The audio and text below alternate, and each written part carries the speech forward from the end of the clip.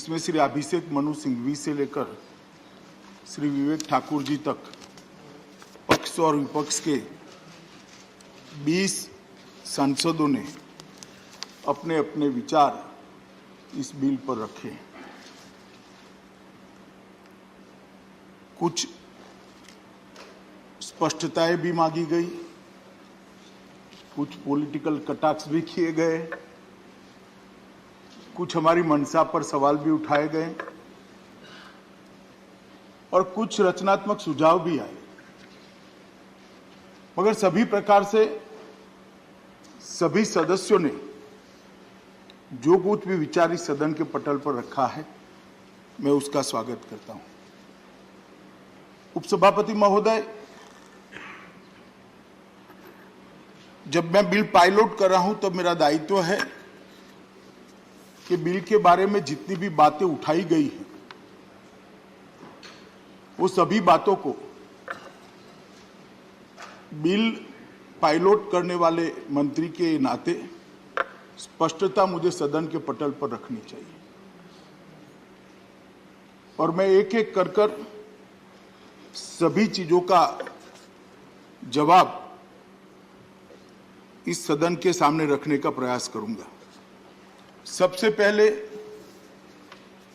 ये बिल लाने की भारत सरकार की संवैधानिक क्षमता पर सवाल उठाया गया कि भारत सरकार ये बिल ला सकती है या नहीं ला सकती। और उस वक्त मान्यवर 1.5 साले फेडरल स्ट्रक्चर और बाकी सारी चीजों के भी बहुत सारे सवाल उठाए गए। मैं सबसे पहले इसको स्पष्ट करना चाहता हूं।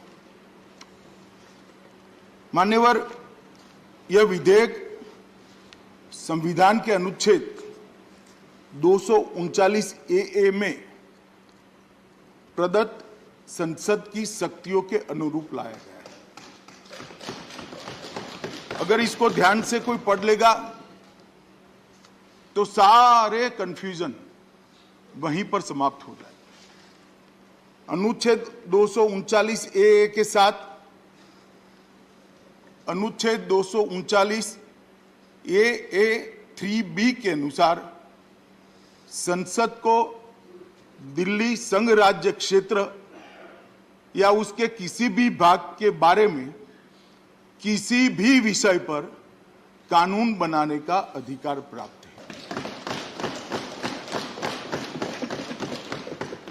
इसके अतिरिक्त अनुच्छेद 239 ए 3C, इसके तहत संसद को राष्ट्रीय राजधानी क्षेत्र दिल्ली विधानसभा द्वारा बनाए गए किसी भी कानून को संशोधित करने का, उसके स्वरूप को बदलने का या उसको निरस्त करने का भी अधिकार प्राप्त है। संघीय ढांचे की बात सारे लोग करते हैं। कल कोई तमिलनाडु में हो जाएगा, गुजरात में हो जाएगा, महाराष्ट्र में हो जाएगा। ना जी, मैं नहीं कर सकता वहां पर, क्योंकि वह पूर्ण राज्य है। आप ये सारी आर्ग्यूमेंट करते वक्त ये भूल जाते हैं कि दिल्ली राजधानी क्षेत्र पूर्ण राज्य नहीं, इसका यूटी से भी एक अलग स्टेटस है और इसके लिए संविधान के अंदर अलग प्रोविजन है। और जो कहते हैं कि हम पावर हंग्री हैं, मान्यवर, ऐसा जो लोग कह रहे हैं वो जरा आईने में अपना चेहरा एक बार देख ले, उन्होंने क्या क्या किया। मैं बताना चाहता हूं मान्यवर, 2014 से लेकर अब तक देश में कई चुनाव लड़े हम, कई चुनाव हारे भी, कई चुनाव जीते भी। ना हमें हारने का भय है, ना जीतने का अहंकार है।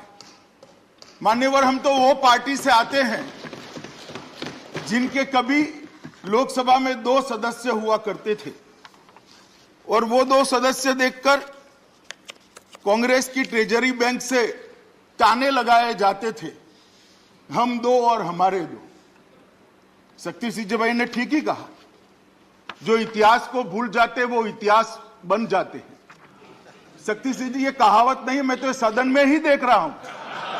जो इतिहास को भूल जाते हैं वो इतिहास ही बन जाते हैं। जो ताने लगाते थे साहब हमें कि हम दो हमारे दो, उनको मालूम नहीं था लोकतंत्र में सर्वशक्तिमान परिवार नहीं होता है, 130 करोड़ की जनता हो, 130 करोड़ की जनता हो। और आज भी मैं कहता हूं, जो इतिहास को भूल जाते हैं वो इतिहास बन जाते हैं। हम नहीं भूले इतिहास को। मान्यवर, मैं इस बात पर बाद में आऊंगा। सबसे पहले मैं जो फेडरल स्ट्रक्चर की दुहाई देते हैं और यहां पर जो चर्चा होती है उसमें हम अनजाने में, अज्ञान से या आशय के साथ जो भी बात करते हैं, इसको देश श्रद्धा से देखता है। अगर गलत बात करते हैं तो गुमराह भी होता है। इसलिए मेरा दायित्व है कि जो गलत बातें करी गई है उसका मैं एक एक कर स्पष्ट उल्लेख करूं। यह बिल फेडरल स्ट्रक्चर पर किसी भी एंगल से, किसी भी दृष्टि से कोई आघात नहीं करता। मान्यवर, फेडरल स्ट्रक्चर पर तो आघात तब होता जब किसी पूर्ण राज्य के लिए मैं बिल लेकर आता। सबको मालूम है दिल्ली संघ राज्य है और राजधानी क्षेत्र के सरकार का एक अलग कानून है, इसके लिए एक अलग प्रोविजन किया है। और जो लोग सत्ता में हैं और हर रोज आहे तौबा करते हैं, उनको चुनाव लड़ते वक्त ये देख लेना चाहिए कि लड़ने के बाद कितने अधिकार मिलेंगे। अगर ये अधिकार से संतुष्टि नहीं है तो नहीं लड़ना चाहिए। आप संघ राज्य क्षेत्र का, एनसीडी का चुनाव लड़ो, यहां राजधानी क्षेत्र का चुनाव लड़ोगे और मांग और महत्वाकांक्षा पूर्ण राज्य की रखोगे, ये तो संभव ही नहीं। कहीं न कहीं आपकी सोचने में थोड़ा फर्क है। इसको रिपेयर कर लीजिए तो सारी चीजें अपने आप समझ में आती। इसको समझने के लिए मान्यवर स्पिरिट से संविधान को देखना पड़ेगा। अभी कांग्रेस के अभिषेक मनु सिंघवी जी और शक्ति सिंह भाई भी यही बात को कहते हैं। हालांकि शक्ति भाई बाद में मोरालिटी पर आ गए संविधान से निकलकर, परंतु मैं उनको एक बात कहना चाहता हूं। मान्यवर, जब ये कानून लाया गया तब तत्कालीन देश के गृह मंत्री ने जो बात कही है मैं पढ़ना चाहता हूं। और मैं बता दूं, वो हमारी पार्टी के नहीं थे, उन्हीं की पार्टी के श्री चिदंबरम जी थे और बहुत अच्छे धाराशास्त्री भी हैं। उन्होंने जो मैं कह रहा हूं वो सभी लिखा है। संविधान के अनुच्छेद 300 और 239 ए 3C के तहत परंतु के आधार पर डीएमसी अधिनियम 1957 में संशोधन करने वाला अगर विधानसभा करती है तो कोई भी विधेयक राष्ट्रपति के सहमति के बगैर अमल में नहीं आ सकता। एक, इसके अलावा संसद के पास केंद्र शासित प्रदेश GNCDTD के लिए किसी भी मामले, ब्रैकेट में उन्होंने स्पष्ट किया अपनी पेन से, अर्थात तीनों सूचियों में से कोई भी मामला के संबंध में कानून बनाने की समवर्ती शक्तियां निहित है। इसके अलावा संविधान के अनुच्छेद 239 ए 3C के दूसरे प्रावधान के तहत भले ही संशोधन अधिनियम को सहमति दी गई हो, संसद मतलब वो अधिनियम जो दिल्ली सरकार ने पारित किया है, सहमति दी गई हो, संसद किसी भी समय एक ही मामले में किसी भी समय एक ही मामले में कोई भी कानून बना सकता है, इसको संशोधित भी कर सकता है, इसको निरस्त भी कर सकता है, जो मैं कर रहा हूं।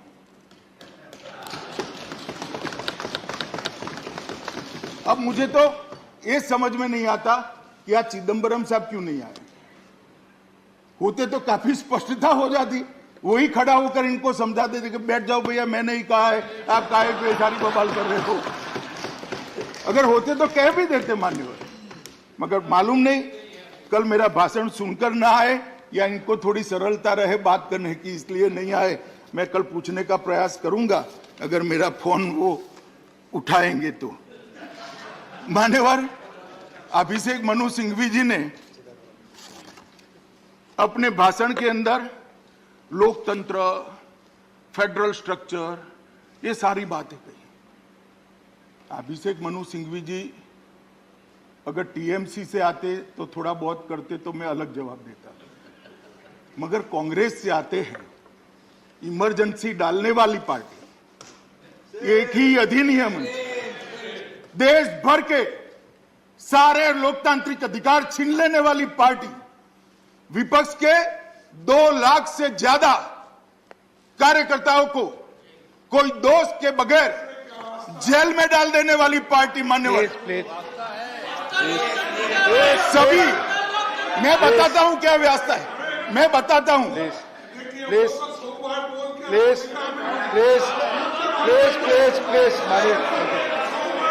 माननीय गृह मंत्री जी बोले, कृपया सीट पर बैठकर। मान्यवर प्लीज, सारे देश के अखबारों की स्वतंत्रता का गला घोटने वाले पार्टी, पिक्चर के गाने ड्यूएट होते थे, वो भी किशोर कुमार की आवाज छुपा देने वाली, कटवा देने वाली पार्टी आज लोकतंत्र की दुहाई दे रही है। और फौजिया खान जी ने ठीक कहा, प्लीज फौजिया खान जी ने ठीक कहा प्लीज कि कोई इसका समर्थन नहीं कर रहा। आज भी ये समर्थन कर रहे, मुझे रोक टोक कर, आज भी समर्थन कर रहे हैं। मान्यवर फौजिया खान जी ने ठीक कहा कि देश में इमरजेंसी का कोई समर्थन नहीं कर सकता, ना करना चाहिए, ना आज भी मैं आपको कहता हूं मत करिए, वरना बहुत दिक्कत है। प्लीज प्लीज प्लीज प्लीज माननीय गृह मंत्री प्लीज, मान्यवर बोले सीट पर मान्यवर बोले, प्लीज प्लीज। तो आप टिप्पणी आप नकारते हैं क्या? प्लीज आपस में बात न करें प्लीज। मान्यवर उन्होंने कहा कि प्लीज मान्यवर उन्होंने कहा कि केवल और केवल भय के कारण बिल लाया गया है। भय किस बात का भय? चुनाव के हार का भय? हम तो लोकतंत्र में मानते हैं हार कभी भी किसी की भी हो सकती है, हमारी भी हो सकती है, आपकी भी हो सकती है, किसी जनता जो तय करेगी वो जीतेगा, नहीं करेगी वो नहीं करेगा। मगर एक मैं छोटा सा सवाल पूछना चाहता हूं, भय किसको है मान्यवर? क्यों अभी चुनाव कराना है? 6 महीने बाद करोगे तो हार जाओगे क्या? भय किसको है? हम एक व्यवस्थापन खड़ा करने के लिए 6 महीना मांग रहे हैं, तो बाद में हार जाओगे क्या? लोकप्रियता डाइल्यूट हो जाएगी क्या? मान्यवर मैं आपको बताना चाहता हूं, यहां पर कांग्रेस पार्टी ने कहा कि निचले मतलब स्थानीय निकायों के अंदर चुनाव समय पर होना चाहिए। महाराष्ट्र में क्या हो रहा है भाई? कितने चुनाव अटका कर बैठ गए? क्यों बैठ गए? अगर स्पीड थी तो भाषण में कहते हमारी महाराष्ट्र सरकार भी ठीक नहीं कर रही है। और ये हमारे माननीय सदस्य तृणमूल कांग्रेस के जवाहर सरकार जी बोले, मैं जवाहर सरकार जी को बताना चाहता हूं, जवाहर सरकार जी अभी क्या हुआ है बंगाल के अंदर, जरा बोल देते अच्छा लगता। आप तो कम से कम स्पिरिट वाले लगते। 2020 में चुनाव होना था, 22 में कराया, कोई कारण नहीं। और एडमिनिस्ट्रेटर भी अपने एमएलए को बनाया, क्या बोल रहे हैं भैया आप? कहां बोल रहे हैं? ये अज्ञानियों का मेला है क्या? कोई बंगाल को नहीं देखता? हम देख रहे हैं साहब। कम से कम आप तो मत बोलिए, और लोग बोले जिन्होंने नहीं किया है। और आज भी मान्यवर 2022 हो गया, 20 में चुनाव ड्यू थे, 4 कॉरपोरेशन और 108 नगर पालिकाओं में चुनाव नहीं कराया गया है, कोई कारण भी नहीं कहता है। और हमें पूछ रहे हैं कि चुनाव ठाल रहे हो। अरे भाई, जरा आईने में अपने आप को देखो, आत्मचिंतन करो। हमें पावर हंग्री कहा जा रहा है। मैं कभी नहीं छिपाता मान्यवर, मैं कह देता हूं, मैं चाहता हूं कि हर चुनाव में मेरी पार्टी जीते, ऐसी मेरी मंशा भी है और हम प्रयास करते हैं। इसमें कोई बुराई नहीं है। लोकतंत्र में हर दल प्रयास करेगा। तो क्या आप चुनाव हारने के लिए मैदान में उतरते हो? हर पार्टी चुनाव जीतने के लिए मैदान में उतरती है, मगर हमारा रास्ता कार्यकर्ताओं को मार देने का नहीं है जवाहर साहब, कार्यकर्ताओं की पत्नियों पर बलात्कार करने का नहीं है, उनको ओडिशा तक भाग जाना पड़े, ये हमारा रास्ता नहीं है। हमारा रास्ता चुनाव का रास्ता है और चुन कर हम आना चाहते हैं, लोकतंत्र के आधार पर आना। हमारी मंशा पर कैसे सवाल कर रहे हैं मान्यवर? मैं बताना चाहता हूं ये क्यों लाना पड़ा है। आज मैं जब यहां पर हूं तब संजय भाई ने कहा फोबिया हो गया है। संजय भाई की तरह भाषा का प्रयोग मैं नहीं कर सकता मान्यवर। आजकल कर मुझे 27 साल हो गए किसी ने किसी विधायिका में रहते हुए, मैं इसी भाषा का प्रयोग नहीं कर सकता, परंतु सदन की मान्य भाषा में जवाब जरूर दूंगा और मेरा अधिकार है मान्यवर। उन्होंने कहा कि फोबिया हो गया है। अरे भाई, फोबिया कैसे होगा, किसको होगा? आप हमारी डिपॉजिट जमानत का आधा डेटा लेकर आए, मैं दे देता हूं। बहुत इससे भी ज्यादा गई है हमारी जमानत, कोई नई बात नहीं है।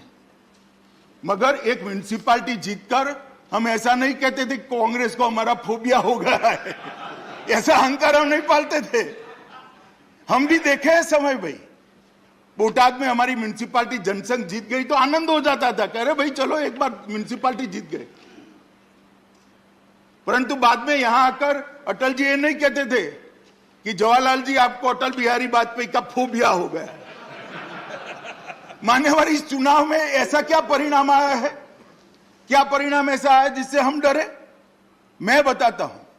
उत्तर प्रदेश के अंदर उनको 0.38% वोट मिला है आप पार्टी को, और 349 डिपॉजिट जब्त हो गई और 306 जगह नोटा से भी कम वोट मिला है। नहीं, मैं फोबिया का जवाब दे रहा हूं रमेश भाई, हमें फोबिया होने का कोई कारण ही नहीं है। मैं जवाब देता हूं पूरा। उत्तराखंड में 68 जमानत जब्त हो गई 70 में से, गोवा में 39 में से 35। प्लीज प्लीज प्लीज बोलता हूं मैं। माननीय एलओपी प्लीज प्लीज सीट पर बैठकर बात करें। माननीय एलओपी प्लीज प्लीज प्लीज। और मान्यवर, कोई माननीय गृह मंत्री अभिषेक मनु सिंघवी जी ने कहा, प्लीज, अभिषेक मनु सिंघवी जी ने कहा कि हम भय से और भय के आक्रांत से बिल लेकर आएंगे। मान्यवर, मैं उनको बताना चाहता हूं कि 5 राज्यों में 454 जगह पे उनकी डिपॉजिट, मुझे तो कोई डरने की जरूरत नहीं है। 4 राज्य में नरेंद्र मोदी जी के नेतृत्व में हमने फिर से सरकार बनाई, हमें डरने की जरूरत नहीं मान्यवर। मगर ये सवाल पूरा जो खड़ा हो रहा है वो भय का नहीं है। जिस प्रकार का, अब मैं फिर से सवाल कहता हूं, फिर से शब्द प्रयोग करूंगा, सौतेला व्यवहार आप पार्टी की सरकार ने तीनों निगमों के साथ किया है, इसके कारण ये बिल लेकर आना पड़ा। मान्यवर, हमसे तो दुश्मनी हो सकती है, दिल्ली की जनता से क्या दुश्मनी है? उन्होंने तो आपको वोट दिया है, सरकार बनाने का मौका दिया है। भाजपा की खुंदक दिल्ली की जनता पर क्यों निकाल रहे हो? मान्यवर, मैं कुछ बताना चाहता हूं। यहां पर चौथा वित्त आयोग तो पूरा उन्होंने सिरे से निकाल दिया, चलो छोड़ दो। दिल्ली का 5वां वित्त आयोग, जिसमें अनुशंसा की गई कि दिल्ली सरकार ने 40,561 करोड़ रुपया तीनों निगमों को देना है प्रोरेटा।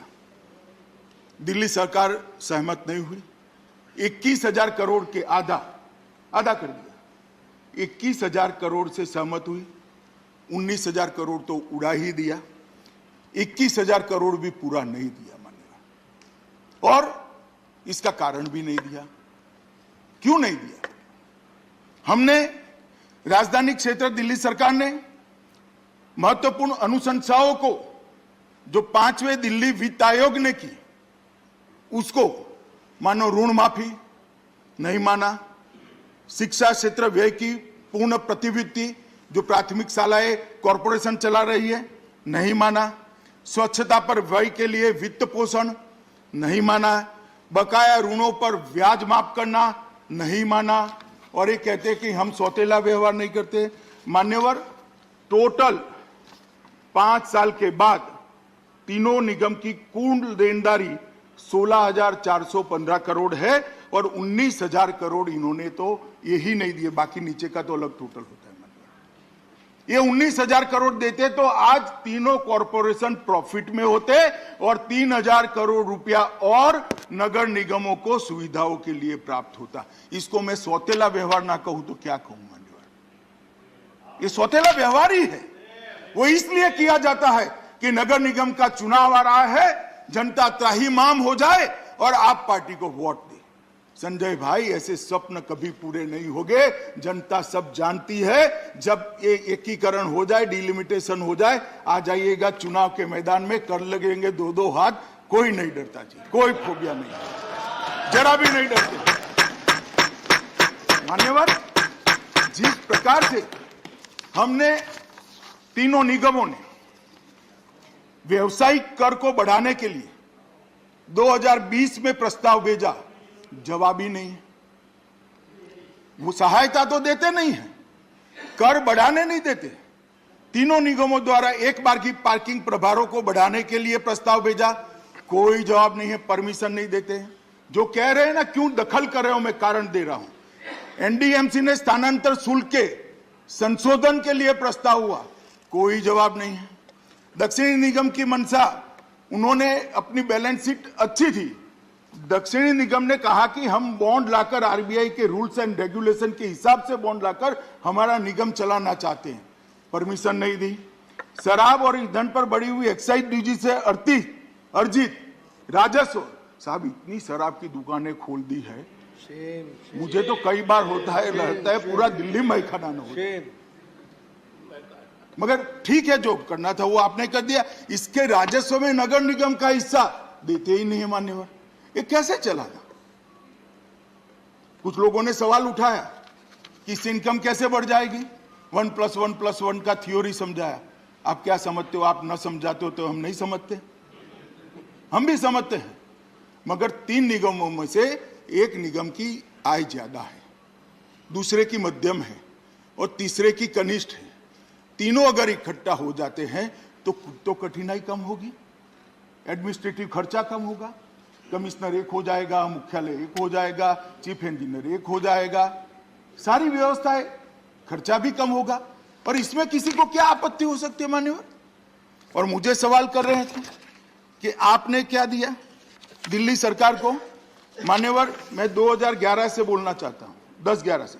10-11 में 443 करोड़, 11-12 में 582 करोड़, 12-13 में 800 करोड़, 13-14 में 582 करोड़।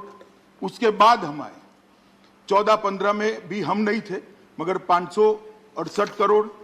हम आने के बाद 2016-17 में दिल्ली को देने वाला पैसा 817 करोड़, 857 करोड़, 887 करोड़, 19 में 812 करोड़, 20 में 1116 करोड़, 21 में 1030 करोड़ और 22 में 1000। मान्यवर, इसमें भी अर्ध सत्य है। एक तो हमने एक पैसा भी कम नहीं किया है, डबल किया है, जो पहले से कांग्रेस सरकार से चला आता है। मैं नहीं कहता कांग्रेस सरकार कम दे रही थी, मगर जो दिया जाता था उसमें हमने एक काने की भी कटौती नहीं की है मान्यवर। मैं फ्लोर पर बोल रहा हूं और जिम्मेदारी के साथ बोल रहा हूं मान्यवर। फिर भी यह अर्ध सत्य है। अर्ध सत्य इसलिए इन्होंने एक ही मद को किया है। टोटल कर एवज में केंद्रीय सहायता, ग्रांट इन एड, यूटी का आपदा राहत फंड, एक्सटर्नल एड और प्रोजेक्ट्स, ये सब मिलकर बहुत बड़ा फंड होता है।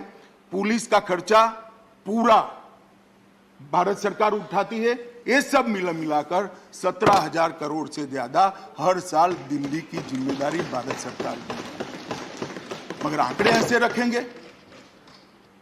भाई मेरी पार्टी के तो संस्कार ऐसे नहीं है, मालूम नहीं कि आप कैसे बोलना चाहते हैं। मान्यवर, मैं इतना ही कहना चाहता हूं कि ना इसके अंदर ये बिल लाने में सरकार ने कोई संवैधानिक जिम्मेदारी का निर्वहन करते हुए, हर संवैधानिक जिम्मेदारी का निर्वहन करते हुए इस बिल लाए हैं।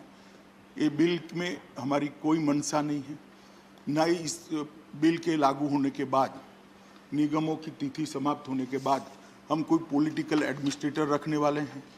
एक स्पेशल ऑफिसर आएगा एक्ट के तहत, वो पुराने एक्ट का प्रोविजन है, नए एक्ट का प्रोविजन नहीं है। जो पहले से एक्ट था उसी का है। हम कोई पॉलिटिकल व्यक्ति को नहीं रखेंगे बंगाल की तरह। मान्यवर, एक स्पेशल ऑफिसर आएगा जो ऑफिसर इसको चलाएगा। और चुनाव भी मान्यवर समय पर ही होंगे। चुनाव के समय से हमें ना अभी डरने की जरूरत है, ना 6 महीने के बाद डरने की जरूरत है। मगर 6 महीने के बाद जिन लोगों को डर लग रहा है उनको चुनाव का हवा लग रहा है। मान्यवर, हम तो हर जगह ऑल इंडिया पार्टी है, हम हर जगह हर महीना कोई ना कोई स्थानीय इकाई का चुनाव होता है। और हमारी देश में बहुत सारी सरकारें हैं, बहुत सारी जगह पे अलग पार्टी की म्युनिसिपल कॉरपोरेशन है। कभी हमने दोहरा व्यवहार नहीं किया। कांग्रेस के शासन में बहुत सारी म्युनिसिपल कॉरपोरेशन हमारी भी है, कहीं हमारे पास आज तक दोहरा व्यवहार नहीं हुआ। ये पहली बार दिल्ली में सौतेले मां जैसा व्यवहार करने की परंपरा हुई है। दिल्ली की जनता इसको अच्छे से जानती है। मुझे लगता है हमारे गुजरात में कहावत है, हवेली लेता वडोदरू खोયું। एक गायकवाड़ की हवेली थी अहमदाबाद में, वो लेने के लिए गायकवाड़ सरकार हमला लेकर आए और कोई बड़ोदरा ही पूरा छिन गया था।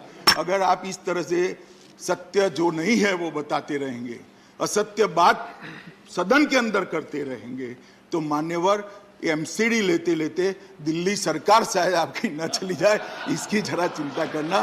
क्योंकि एमसीडी पर जो प्रताड़ना आप कर रहे हो, एमसीडी को जो आप प्रताड़ित कर रहे हो, वो एमसीडी को नहीं कर रहे हो, दिल्ली की जनता को कर रहे हो। दिल्ली की जनता भी मेरा ये भाषण सुन रही है मान्यवर, और जाकर हम गली मोहल्ले में बताएंगे भी। इसलिए हमें चुनाव से डरने की कोई जरूरत नहीं है। एक आनंद फानंद में बहुत बड़ी गलती हो गई थी, शायद वो गलती के बाद भी राज्य सरकार का सौतेला व्यवहार न होता तो निगम चला भी लेते। मगर आज स्थिति ऐसी हुई है मान्यवर कि चलाना असंभव है। इसके लिए इसको एकीकृत करने का मैं प्रस्ताव लेकर आया हूं। कृपया सभी लोग इसका समर्थन करें, ऐसा सबको अनुरोध